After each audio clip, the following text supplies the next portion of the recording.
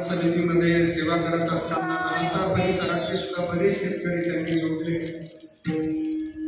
भजनी मंडळावर सुभाषदादांचं विशेष प्रेम. भजनी मंडळातली कोणती अडचण असू द्या ती अगदी सहज रीतीनं सुभाषदादांकडे ते कौशल्य होतं. ती कोणती अडचण असू दे, कोणती समस्या असू दे, ते सहज त्या समस्येतून आपल्याला बाहेर घ्यायचे. सहज.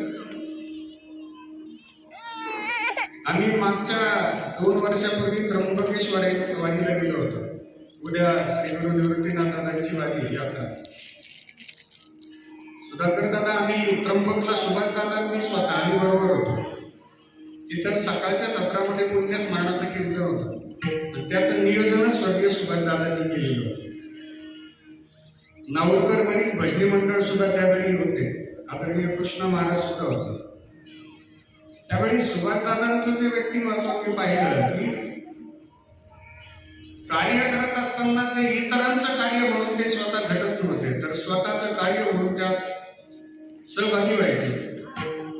कोणाचा राग असेल, कोणाचा द्वेष असेल, कोणाचा क्लेश असेल, त्यांनी तो कधी धरला नाही, कधी मांडलाच नाही, कधी कोणाशी आलोला धरला नाही. उलट न बोलणाऱ्या माणसाला बोलतं करणारे व्यक्तिमत्व स्वर्गीय सुभाषदादा. नातेसंबंधातील कोणताही कार्यक्रम कधी त्यांनी चुकवला नाही. मित्रपरिवारातील गावातील कोणताही कार्यक्रम त्यांनी कधी चुकवला नाही. धावपळीमध्ये दिवसभरातनं ते आवर्जून भेट देऊन यायचे.